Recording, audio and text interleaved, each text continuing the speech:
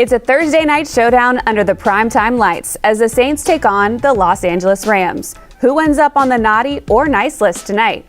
Will Dennis Allen and the Saints D send an explosive Sean McVay offense home with nothing but stockings full of coal? Can quarterback Derek Carr make it rain TDs to bring the black and gold a W tied up with a bow? The stakes are high for two NFC teams vying for postseason play. Pour some Cajun eggnog, 'tis the season for another Saints victory. Welcome into our Saints Game Day Live right here on NewOrleansSaints.com. I'm Erin Summers. John Deshazer will join us in Los Angeles shortly. It is a 7:15 kick on Amazon Prime, that Thursday night matchup. And yes, the stakes are extremely high. Both of these teams are two of six teams that are vying for the 6 and 7 NFC wildcard spots.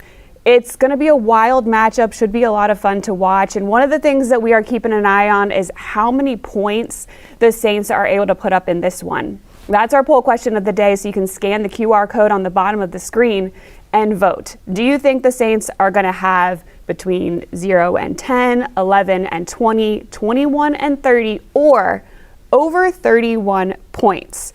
Over the past 3 games, the Saints have really been racking up the points. They have been averaging 27 a game, and the Rams, over that same span, have been allowing 23. So hopefully the Saints come out with the advantage in this one. We'll check in with that poll at the end of the show. But for now, let's head over to Los Angeles, all the way on the West Coast, SoFi Stadium, where John Deshazer is there. John? Well, thanks, Erin. Here at SoFi Stadium in Inglewood, California, the home team Rams, one of the hottest teams in the NFL. They've won 4 of 5, and the offense really has turned on during that streak. The offense, they're winning those games by an average score of 30-17, and the offense, as I said, has heated up tremendously. Now, quarterback Matthew Stafford has thrown for 3,320 yards, 21 touchdowns, 9 interceptions, been sacked 25 times, but he's a guy who gets rid of the football quickly, so the Saints pass rush will have to get there quickly. He is not the scrambler that the Saints have seen so far this season, so they know where he's going to be in the pocket, but he does get rid of the ball quickly. He's going to be throwing it primarily to Puka Nacua, a rookie who's caught 87 passes for 4 touchdowns, 1,163 yards. He has been a fantastic addition to this Rams team. Also, Cooper Kupp is back at receiver, and we know how he is as a quick twitch guy who's in the slot. He's going to have to be covered, and he's going to have to be accounted for. Also offensively, one more guy, running back Kyren Williams, who's run for 953 yards and 8 touchdowns on 186 carries. He's also caught 3 touchdowns, 192 yards on 30 receptions. He's averaging 131 yards rushing per game over the last 5, so he has given them the balance on that offense. And when we talk about the Rams defense, you've got to start and end with defensive tackle Aaron Donald. He's a 3-time Defensive Player of the Year, a 7-time first-team All-Pro, and he is a guy who wreaks havoc. He's got 6 sacks this season, so he's going to have to be accounted for by the Saints. However, the Rams defense has allowed 25 points per game the last 3. So it has given up some points and some yardage. Hopefully the Saints offense can take advantage of it. Again, Rams averaging 32 points a game over the last 5. So if you're the Saints, you've got to have your homework in. You've got to be ready for this offense because they are moving the football. They are scoring at a high rate. And you hope it doesn't turn into a track meet kind of game where you got to go score for score. But if you're the Saints, at least the Rams defense has been a little bit soft lately, and they've been giving up some points and some yards. So if you're the Saints, hopefully this is one of those games you can stay into it at least late in the game and give yourselves an opportunity to win the game. Hopefully that's exactly what the Saints will do as they attempt to win their 3rd straight here on the road at SoFi Stadium. All right, back to you, Erin. John, you mentioned hopefully the Saints did their homework. I know there were a lot of long nights, especially for the coaching staff heading into this one. Head coach Dennis Allen said he was going to catch a nap on that long flight from New Orleans to LA, so hopefully he's rested up for this one. Speaking of the Saints, let's get into our countdown to kickoff presented by Little Caesars. Offensively, things have been rolling for the Saints, and we're hoping to see more of the same. The offensive line has really held up last week. only allowing 1 sack. Derek Carr had one of his best games against the Giants, throwing for 3 touchdowns, over 200 yards, and no interceptions. Red zone, yeah, they've been very efficient there as well. 9 of 10. 9 touchdowns in their last 10 trips. That was an area that was pretty shaky at the start of the season. So things are really clicking offensively for the Saints. And tonight they're going to get wide receiver Chris Olave back on the field. That is their biggest offensive weapon, which should open up some things for other receivers like Rashid Shaheed, who will be in his second game back from injury.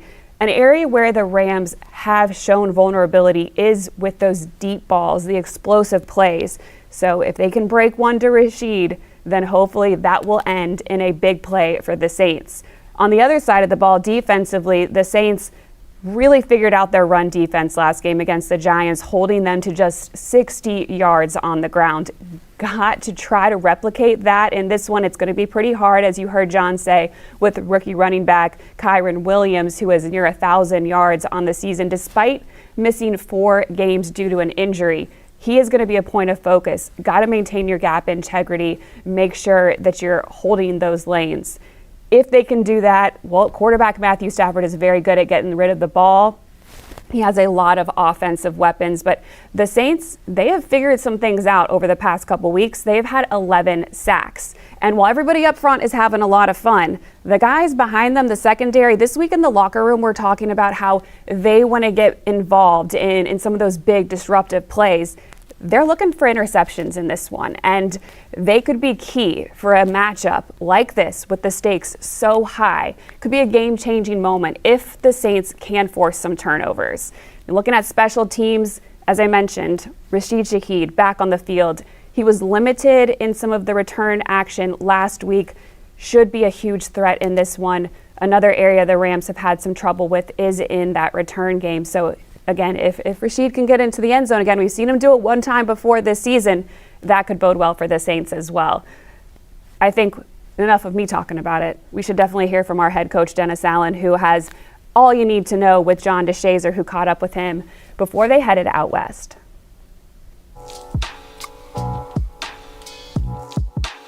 Coach, you've already mentioned, obviously, you have no control over Thursday night games and those kinds of things, but the travel and the short week, what are the challenges presented? Well, look, I think the biggest challenge really is just our guys being able to get rested and recovered in a short week, and then you're trying to cram, what you would normally do in a 6-day time frame. You're really kind of cramming it into about a 3-day time frame. So the preparation is much more difficult. It's a lot more mental, and the physical preparation is really about the recovery. And then obviously, the travel, it is what it is, and so we accept what the challenge is, and we're ready to go out there and perform. Okay, you had a 1-0 week a couple of weeks ago. You had a 1-0 week last week. How do you get to 1-0 this week? Well, look, we're going to have to play extremely well against a good football team. I think as with any game, it really comes down to we got to do a good job of protecting the ball. We got to try to find a way to take the ball away, whether it be, in the kicking game or on defense, create some field position, and then we got to be really good situationally, third down, red zone, those types of things.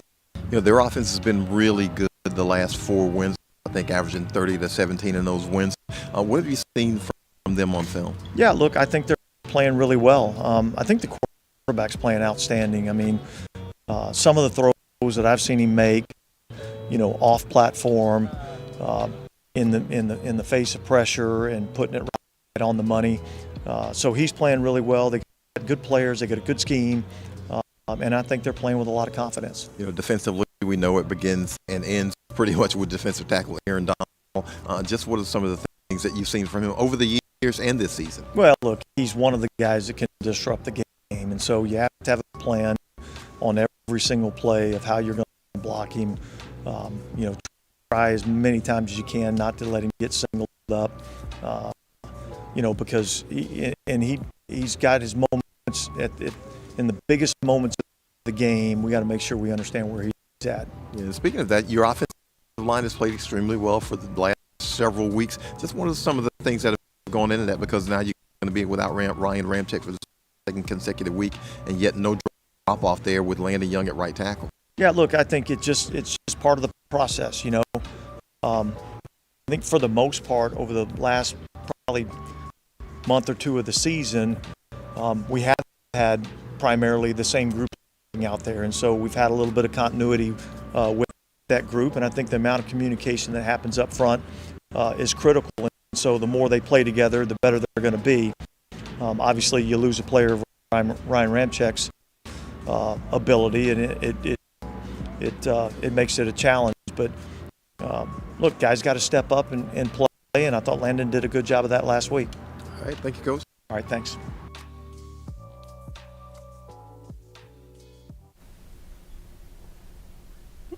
Thanks, John, for catching those thoughts from head coach Dennis Allen. I know they are getting excited for this matchup.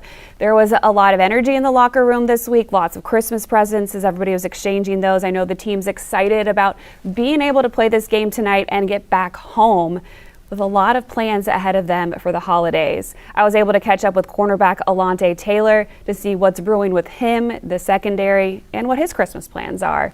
It's What's Brewing, presented by Community Coffee.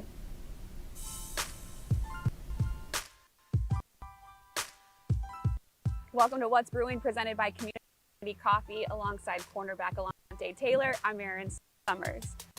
Alontae, in last week's game, you were involved in a controversial call. How do you maintain composure when something like that happens? I think it's my teammates. My teammates came up to me. They were celebrating me, of course, but then they just kind of said, like, it was a bad call or whatever, but they were going to take care of it, I guess you could say. And so next couple plays, obviously there was like more physical plays that came along with that, but I just kind of like lean onto my teammates and our captain, DeMario and Tyron, and those boys just telling me good play, just keep hitting. So those guys that you just named seem like they're pretty juiced up to start the game. For the second straight game, you guys didn't allow a touchdown. What's been different about the defense? I think just the swagger and confidence is kind of coming back. I feel like everyone is confident in our defensive calls, right? And we're confident in the game plan. And when you're confident as a group of players, then you can go out there and play fast. You can, kind of have a little bit of swag and then just know what you're supposed to do. And I think Coach DA sees that. And so week in and week out, we kind of maybe bring the game plan down a little bit, but just let the guys just go out there and make plays. You've talked a lot about how you've had to accept your role here and how you've had to learn yourself in different ways. You told me that getting a dog has helped you do that as well.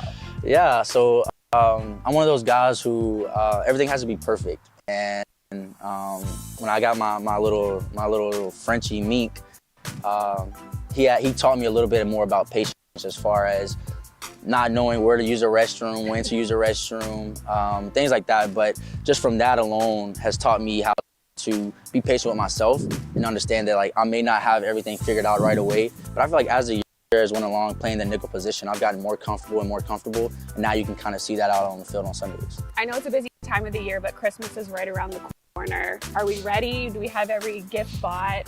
Nah, not yet. Actually, this Thursday night game kind of landed right on time because I have some things out in LA that I need to get, but once I purchase those things, then my Christmas will be complete, and I hope everyone likes their gifts, because if not, I don't know what else to tell them. What are the Christmas plans? I'm gonna go. I think I'm gonna go home. I'm gonna see some family and just kind of celebrate with my nieces and my sister. It is a huge game Thursday night against the Rams. Lots of playoff implications. Do you get a little more amped up for moments like that, prime time? Nah, I feel like you kind of take it week in and week out the same way. Of course, you know the world's watching, but I think when you get to this level, you're built for those type of moments. And so we just go out there on Thursday, play New Orleans Saints defense, and make some plays. And Lord willing, my first interception will come on prime time. Hey, I would love to see that. So we'll be looking for that Thursday night against the Rams. It's been What's Brewing with Alontae Taylor.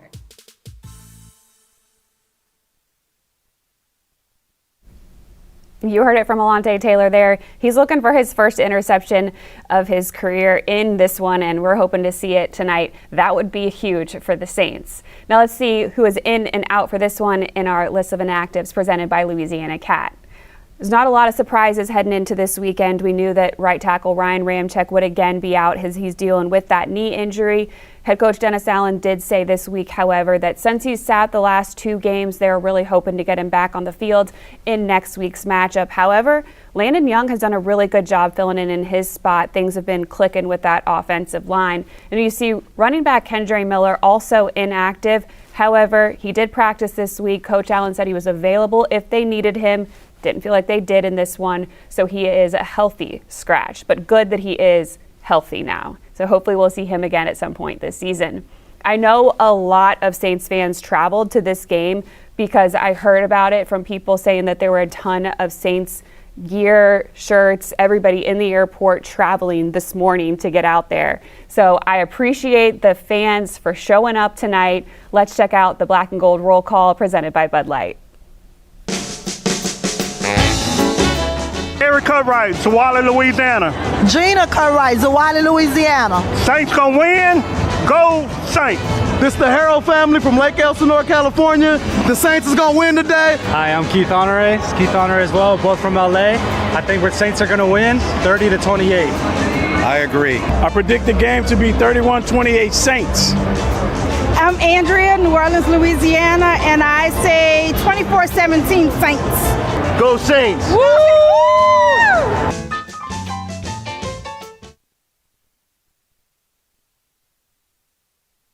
I love it. Everybody really predicting high-scoring affair tonight. And if you check in with the poll from earlier, the majority of you, 44%, think that the Saints are going to score between 21 and 30 points, which is, yes, right there with their average on the season. So that makes sense. Hopefully we do see it and we hold the Rams to less than that, and that means that we'll get a W. Quarterback Matt Stafford has not beaten a team this season that ranks top 10 in scoring defense, and the Saints, yes, they are one of those teams. They are top 6, holding teams to just 19 points a game. Hopefully that bodes in our favor and we come out of this one with a W. Thank you so much for joining us for the pregame show. You can watch this one 7:15 on Amazon Prime, and we'll be right back here after the game, NewOrleansSaints.com or @Saints on Twitter/X with our postgame show. John Deshazer from LA, former linebacker and Super Bowl champ Scott Shanley will join me to break down the matchup. Thanks for joining me. Enjoy the game, and we'll see you right after.